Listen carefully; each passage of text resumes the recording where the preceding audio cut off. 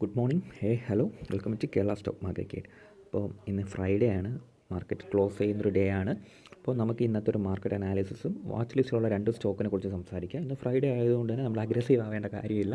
അപ്പോൾ നാളെ സാറ്റർഡേ ഞാൻ നല്ല വീഡിയോ ആയിട്ട് വരുന്നതായിരിക്കും. അടുത്ത വീക്കിലെ സ്ട്രോങ് സ്റ്റോക്കുകളായിട്ട് ഞാൻ വരുന്നതായിരിക്കും. അപ്പോൾ മാർക്കറ്റ് ക്ലിയർ ആയിട്ട് നല്ല സെറ്റപ്സ് ഒന്നും ഞാൻ കണ്ടിട്ടില്ല. സോ അതുകൊണ്ട് ഞാൻ ഇന്ന് വാച്ച് ലിസ്റ്റിലുള്ള സ്റ്റോക്കുകളുടെ എണ്ണം കുറവാണ്. അപ്പം അപ്പോൾ ഇന്ന് നിഫ്റ്റി ഒന്ന് ജസ്റ്റ് ഒന്ന് അനലൈസ് ചെയ്ത് നമുക്ക് കാര്യങ്ങൾ പഠിച്ച ശേഷം സ്റ്റോക്സിലേക്ക് പോകാം. അപ്പോൾ നിങ്ങൾ കണ്ടിരുന്നു ഇന്നലെ മാർക്കറ്റ് എന്താ സംഭവിച്ചത്. നല്ലൊരു സെല്ലിംഗ് പ്രഷർ മാർക്കറ്റ് നമ്മൾ കാണുന്നുണ്ട്. ആൻഡ് ഇന്നലത്തെ ലോ എവിടെയാണെന്ന് വെച്ചാൽ ഈ വിക്കില്ലേ, ഈ ഒരു വിക്കിൻ്റെ എവിടെയാണ് സപ്പോർട്ട് എടുത്ത് നിൽക്കുന്നത്. ഒരു 25,000 നമ്മൾ ഉദ്ദേശിക്കുന്ന ഒരു സപ്പോർട്ട് റേഞ്ചിൽ തന്നെയാണ് മാർക്കറ്റ് ഇവിടെ നിന്നുകൊണ്ടിരിക്കുന്നത്. ആൻഡ് ഇപ്പോൾ നിങ്ങൾ ഇന്നലെ കണ്ടിട്ടുണ്ടെങ്കിൽ നല്ലൊരു സെല്ലിംഗ് പ്രഷർ ഉള്ളൊരു ക്യാൻഡിലാണ് കണ്ടത്. ആൻഡ് ഇപ്പോൾ ക്വൈറ്റ്ലി സപ്പോർട്ടിലാണ് മാർക്കറ്റ് ട്രേഡ് ചെയ്യുന്നത്. നമുക്കൊന്ന് 15 മിനിറ്റ്സിലേക്ക് പോവാം. 15 മിനിറ്റ്സ് നോക്കിയാൽ നമ്മുടെ ഒരു അനാലിസിസ് പോലെ തന്നെയാണ് ഇന്നലെയും വർക്കായത്. മാർക്കറ്റ് എവിടെയാണ് റെസിസ്റ്റൻസ് എടുക്കുന്നത്, ഈ ഒരു ഏരിയ, ഇപ്പം ഞാൻ റെഡ് ആക്കുന്ന ലൈനാണ്. ഈ ഒരു റെഡ് ഏരിയയിലാണ് മാർക്കറ്റ് റെസിസ്റ്റൻസ് എടുത്തുകൊണ്ടിരിക്കുന്നത്. 25,550 എന്നുള്ള റേഞ്ച് സ്ട്രോങ് റെസിസ്റ്റൻസ് ആണ്. അവിടെ നിന്നാണ് മാർക്കറ്റ് ഇത്രയും ദിവസമായിട്ടും താഴോട്ട് വന്നുകൊണ്ടിരിക്കുന്നത്. ആൻഡ് എവിടെയാണ് സപ്പോർട്ട് ഇന്നലെ എടുത്തേക്കുന്നത്, 25,348 ഈ റേഞ്ചാണ് മാർക്കറ്റ് നിൽക്കുന്നത്. അപ്പോൾ ഇന്ന് ഗ്യാപ്പ് ഡൗൺ ആണോ എന്ന് ഞാൻ നോക്കിയിട്ടില്ല. അപ്പോൾ ആവട്ടെ, മാർക്കറ്റ് എന്താണെങ്കിലും അവിടെ മാർക്കറ്റ് ഓപ്പൺ ആവട്ടെ. ആൻഡ് ഏതൊക്കെയാണ് ഇന്ന് 25,348 എന്നുള്ള സപ്പോർട്ട് ഹോൾഡ് ചെയ്യുകയാണെങ്കിൽ മാർക്കറ്റ് വീണ്ടും 25,500 എന്നുള്ള റേഞ്ചിലേക്ക് പോകാനുള്ള സാധ്യതയുണ്ട്. മറിച്ച് ഈ ഒരു സപ്പോർട്ട് 25,330 എന്നുള്ള റേഞ്ച് ബ്രേക്ക് ചെയ്യുകയാണെങ്കിൽ അടുത്ത സപ്പോർട്ട് വരുന്നത് 25,200 ടു ഈ ഒരു റേഞ്ചിൽ 25,181 ടു 25,200 ഈ റേഞ്ചിലേക്ക് മാർക്കറ്റ് വരാൻ സാധ്യതയുണ്ട്. ആൻഡ് അതും ബ്രേക്ക് ചെയ്യുകയാണെങ്കിൽ 25,000 ഇതാണ് ഏറ്റവും സ്ട്രോങ് സപ്പോർട്ടായിട്ട് പ്രവർത്തിക്കാൻ പോകുന്നത്. 25,000 എന്നുള്ള ഏരിയ ആണ്. അപ്പോൾ ഈ ഒരു 3 സോൺ നമുക്ക് സപ്പോർട്ടിനുണ്ട്. ആൻഡ് റെസിസ്റ്റൻസ് ആയിട്ട് 25,553. ഞാൻ ഈ സോണ് സ്ട്രോങ് ആയിട്ട് ഒന്നുകൂടെ നിങ്ങൾക്ക് കാണിച്ചു തരാം എന്തുകൊണ്ട് ഞാൻ അവിടെ സ്ട്രോങ് സെല്ലിംഗ് ഏരിയ ആണെന്ന് പറയുന്നതെന്ന്. അതാ നോക്കി, ഈ ഒരു സോൺ മൊത്തമായിട്ട് നിങ്ങൾ കണക്കാക്കണം. ഈ ഒരു ഏരിയ മൊത്തമായിട്ട് നിങ്ങൾ കണക്കാക്കിയിട്ട് ഒന്ന് സ്റ്റോക്കിന് നിഫ്റ്റി ഒന്ന് അനലൈസ് ചെയ്താൽ നിങ്ങൾക്ക് മനസ്സിലാവും അവിടെയാണ് നിഫ്റ്റിക്ക് സെല്ലിംഗ് പ്രഷർ എന്ന്. ഞാൻ അവിടെ റെഡ് സോൺ ആക്കുകയാണ്. നമ്മൾ നോക്കി എത്ര തവണയാണ് നിഫ്റ്റി ആ ഏരിയയിൽ നിന്ന് താഴോട്ട് വന്നത്. നിങ്ങളൊന്ന് സൂം ചെയ്ത് നിങ്ങൾ നോക്കിയാൽ നിങ്ങൾക്ക് കാര്യങ്ങൾ എത്തും. 1 2 3 4 മോസ്റ്റ്ലി 5 ടൈംസ് ആണ് നിഫ്റ്റി ആ ഏരിയയിൽ സെല്ലിംഗ് പ്രഷർ എടുക്കുന്നത്. വീണ്ടും വന്നാലും അവിടെ ഈ ഒരു സോണിൽ കയറുമ്പോൾ ഒരു സെല്ലിംഗ് പ്രഷർ മാർക്കറ്റിൽ ഉണ്ടാവാൻ തന്നെയാണ് സാധ്യത. സോ അപ്പോൾ ആ ഒരു ഏരിയയിൽ ക്ലോസ്ലി വാച്ച് ചെയ്യുക. നിഫ്റ്റി നേരെ വർക്കായാൽ മാത്രമേ നിഫ്റ്റി ഈ ഒരു സെല്ലിംഗ് പ്രഷർ ക്ലോസ് ചെയ്താൽ നമ്മൾ സ്വിംഗ് ട്രേഡിംഗ് സ്റ്റോക്സ് എല്ലാം നല്ല രീതിയിൽ പെർഫോം ചെയ്യാനും സാധ്യതയുണ്ട്. ഓക്കെ, അപ്പോൾ ഇന്നത്തെ നിഫ്റ്റിയുടെ ഏകദേശമുള്ള ഒരു ധാരണ നിങ്ങൾക്ക് കിട്ടിയിട്ടുണ്ടാവുമെന്ന് വിശ്വസിക്കുന്നു. അപ്പോൾ ആകെയുള്ള കുറച്ച് 1-2 സ്റ്റോക്സേ നമ്മളിന്ന് വാച്ച് ലിസ്റ്റിൽ ഇട്ടിട്ടുള്ളൂ. കാര്യം അങ്ങനെ നല്ല രീതിയിൽ അത് പെർഫോം ചെയ്താൽ മാത്രമേ, കാര്യം നിഫ്റ്റി ഇങ്ങനെ നിൽക്കുകയില്ല. അപ്പോൾ നമ്മൾ കുറച്ചും കൂടെ കെയർഫുൾ ആയിട്ടിരിക്കേണ്ട സമയമാണ് സ്വിംഗ് സ്റ്റോക്സ് ചെയ്യുമ്പോൾ. ഓക്കെ, ഫസ്റ്റ് സ്റ്റോക്ക് IOC ആണ് കേട്ടോ. അപ്പോൾ IOC നിങ്ങൾ നോക്കിയാൽ അറിയാം, ഞാൻ സ്വിംഗ് ട്രേഡിന് വേണ്ടി എടുത്ത സ്റ്റോക്കാണ്. ആൻഡ് എൻ്റെ ടാർഗറ്റ് 164 ആണ്. മാർക്കറ്റ് ബ്രേക്ക് ചെയ്തു ആൻഡ് റീടെസ്റ്റ് തന്നേക്കുകയാണ് ഈ ഒരു സോണിൽ 152 എന്നുള്ള റേഞ്ചിൽ റീടെസ്റ്റ് ചെയ്ത് നിൽക്കുകയാണ്. ആൻഡ് എൻ്റെ ടാർഗറ്റ് വന്നിട്ട് 161 ആണ്. ഞാൻ സ്വിംഗ് ട്രേഡിന് വേണ്ടി കൺസിഡർ ചെയ്ത സ്റ്റോക്കാണ്. ആൻഡ് മേ ബി ഇന്നൊരു ഇൻട്രാഡേ മൊമെൻറ്റം കിട്ടാൻ സാധ്യതയുണ്ട്.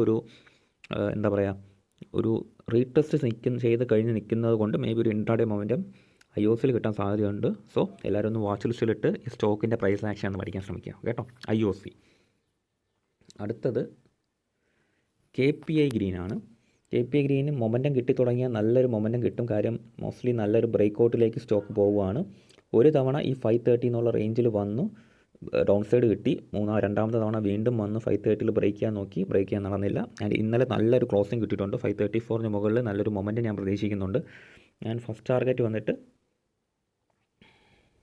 586 ഈ ഒരു ഏരിയയിലേക്ക് മാർക്കറ്റ് പോകാൻ സാധ്യതയുണ്ട്. ആൻഡ് 586 കുറച്ച് റെസിസ്റ്റൻസ് എടുക്കാൻ സാധ്യതയുണ്ട്. കാര്യം മാർക്കറ്റിൽ ഇവിടെ നല്ലൊരു സെല്ലിംഗ് പ്രഷറുണ്ട്.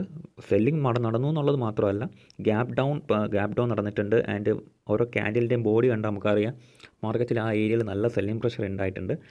ആൻഡ് മാർക്കറ്റ് ഇന്ന് ആ ഒരു 530 എന്നുള്ള റേഞ്ച് ബ്രേക്ക് ചെയ്യുകയാണെങ്കിൽ 586 എന്നുള്ള റേഞ്ചിലേക്ക് മാർക്കറ്റ് പോകാനുള്ള സാധ്യതയുണ്ട്. ഇപ്പോൾ KPI ഗ്രീന് ഇന്നൊന്ന് എല്ലാവരും വാച്ച് ലിസ്റ്റിലിട്ട് ഇതിൻ്റെ പ്രൈസ് ആക്ഷൻ പഠിക്കാൻ ശ്രമിക്കുക. ഓക്കെ, അപ്പോൾ സ്വിംഗ് ട്രേഡിന് വേണ്ടി എടുക്കണമെന്ന് ഞാൻ പറയത്തില്ല. ഞാനും ചിലപ്പോൾ എടുക്കാൻ സാധ്യതയില്ല. കാര്യം ഫ്രൈഡേ ആയതുകൊണ്ട് തന്നെ നമുക്ക് കുറച്ച് വെയിറ്റ് ചെയ്യുന്നതായിരിക്കും നല്ലത്. ചിലപ്പം നമ്മളെ ഫേക്ക് ആയിട്ടുള്ള ഒരുപാട് മൂവ്മെൻറ്റ്സ് ഫ്രൈഡേസിൽ കിട്ടാൻ സാധ്യതയുണ്ട്. സോ ബെസ്റ്റ് ഒന്ന് പഠിക്കാൻ വേണ്ടി മാത്രം എടുക്കുക KPI ഗ്രീൻ. കാശ് നമുക്ക് വീണ്ടും ഉണ്ടാക്കാമല്ലോ. പിന്നെ ഈ ഒരു ഏരിയയിൽ എന്താണ് KPI ഗ്രീൻ വർക്ക് ആവുന്നതെന്ന് നമുക്ക് നോക്കാം. കാശ് നമുക്ക് സ്വിംഗ് ട്രേഡിന് വേണ്ടി ഇത് കൺസിഡർ ചെയ്യേണ്ട. തൽക്കാലം നമുക്ക് ജസ്റ്റ് മൊമെൻറ്റം മാത്രം വാച്ച് ചെയ്യാം. ഇൻട്രാഡേയിൽ എന്താ സംഭവിക്കുക നമുക്ക് മൊമെൻറ്റം വാച്ച് ചെയ്യാം. Okay, KPI green. അടുത്തത് കിർലോസ്കർ ബ്രദേഴ്സാണ്.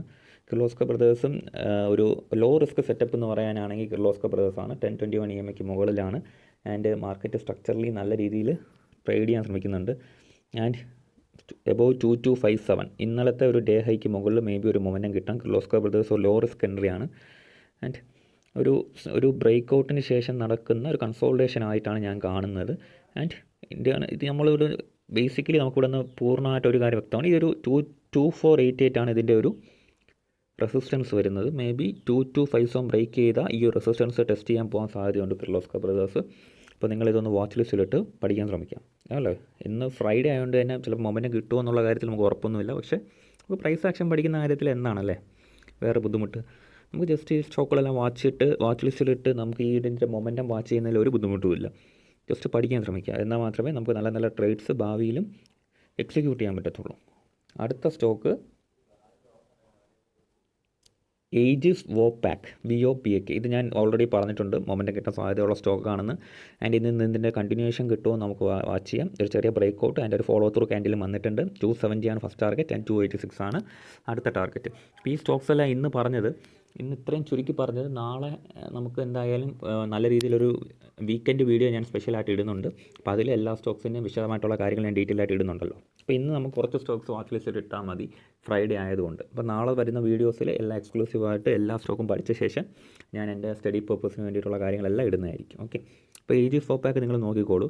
ഇപ്പോൾ ഒരു ബ്രേക്ക് ഔട്ട് ആൻഡ് ഒരു ഫോളോ ത്രൂ ക്യാൻഡിൽ. ഇപ്പോൾ നമുക്ക് 270 ആൻഡ് 286 എന്നുള്ള റേഞ്ചിലേക്ക് പോകാൻ സാധ്യതയുള്ള ഒരു സ്റ്റോക്കാണ് ഏജിസ് വോപാക്. അപ്പം അതൊന്ന് എല്ലാവരും വാച്ച് ലിസ്റ്റ് ഇട്ടേക്കാം. ഓക്കെ, അപ്പോൾ ഇത്രയും സ്റ്റോക്ക് തൽക്കാലം ഇട്ടാൽ മതി. അപ്പം നമുക്ക് വെള്ളിയാഴ്ച ആയതുകൊണ്ട് തന്നെ ട്രേഡിങ് മാക്സിമം ഒഴിവാക്കി മാർക്കറ്റിൽ ഇരിക്കാൻ ശ്രമിക്കാം. അപ്പോൾ ഞാൻ നാളെ വീക്കെൻഡ് സ്പെഷ്യൽ വീഡിയോ ആയിട്ട് വരുന്നതായിരിക്കും. അപ്പോൾ എല്ലാവരും ആ വീഡിയോ ഒന്ന് കാണാൻ ശ്രമിക്കാം. Okay, thank you.